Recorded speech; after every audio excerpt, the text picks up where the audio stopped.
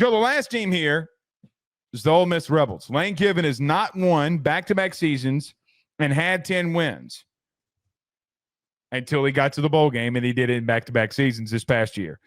Congrats on beating Duke, Lane. I mean, buddy, he's at Ole Miss. Not the season I think the Ole Miss Rebels wanted to have last year. They went out in the portal.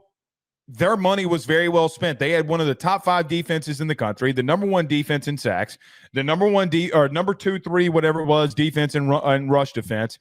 Their money paid off. They went out, they spent money, they got one of the best defenses. Offensively, they had one massive problem.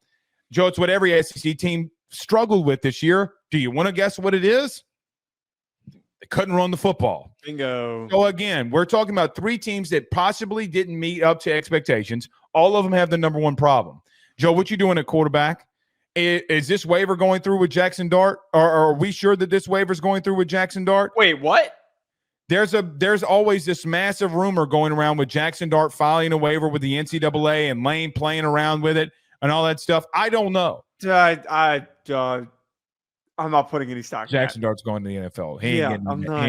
He could be the 3rd quarterback taken. I don't think that's going to happen. It's not going to happen. But yeah, Simmons looked really freaking good against Georgia. I'm going to just put that out there. I actually feel pretty good. Like you said about Kirby, I'm not worried about Kirby's defense. I'm not worried about Kiffin finding a quarterback. I'm not really either. One thing that is interesting, Simmons is a baseball player now. So I don't know how much he's going to be there during the season. That is a concern for me. I'm just going to let it be known. Better tell him to lock the hell in and stop.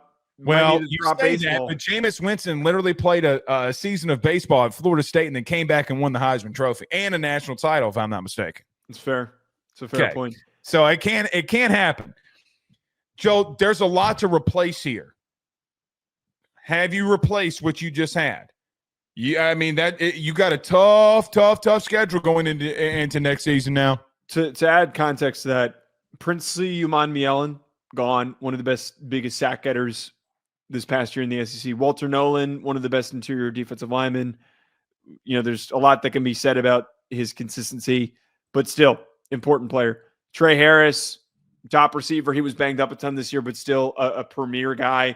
Trey Amos, one of the best DBs in the SEC this past year. Jared Ivey, one of the most underrated edge defenders this year. He is the most underrated edge rusher in the SEC this year. Without a doubt. Juice Wells, who's a quality receiver, and then obviously we just talked about there with Jackson Dart. Kiffin did the same thing that he does. He went and grabbed a ton of guys in the portal. A lot of good players. Caleb Odom, Prince Will Uman-Mielen, who's Princely's younger brother. DeJon Stribling, you've just figured out your receiver room. The question that you bring up is the biggest one. How much better is their offensive line? How much better is their run game? Because their offensive, they don't have the 4 or 5 star bodies that all of these other programs are recruiting. They just don't. And that's been holding them back, which is crazy. I mean, look, I know that I don't necessarily want to get into it with Ole Miss fans about Quinshon Judkins, the money. Do you pay him? Do you not pay him? Well, Ohio State did, and they won a national title. He was a massive part of being a part of that. You could not run the football last year. Your O-line was banged up. I get it. You couldn't run the football in moments and times when you had to go on the road and beat LSU. You couldn't do it when you lost to Kentucky. And you do clip Georgia. You do beat Georgia. And you overcome that hump if you're Lane. And listen, I'm giving Lane Kiffin that he got over that hump. He beat Kirby when he was not supposed to. But there also comes a time where, Joe, you go on the road to Florida. The two games that you probably shouldn't have lost, Kentucky and Florida this year. I mean, come the hell on. Come the hell. Joe, it's revolved around one thing. Jackson Dart, in my humble opinion, last year, was the most underrated quarterback in the SEC outside of the Florida game, but he has no running game. Joe, you went out and got a lot of dudes on your defensive line a year ago. I think that you were a lot more balanced this year in the portal. But, man, if you don't get back to some of the things that you were doing, you're going to be in trouble. But, by the way, let's punt and do Heisman on Wednesday so we can actually give that segment good attention. But Well, you were screaming at me again about Notre Dame. No. I tried to change the subject and you wouldn't let me. To talk about the running back stuff, though, outside, we're here addressing the offensive line stuff. Like, how much better can their offensive line be this upcoming year? Is there really going to be much of an improvement? But are we just hoping that Logan Diggs is the solution there for them at running back coming off the injury? I'm gonna call it like I see it, and I LSU people aren't gonna like this. Notre Dame people aren't gonna like this. So what is new? Shit.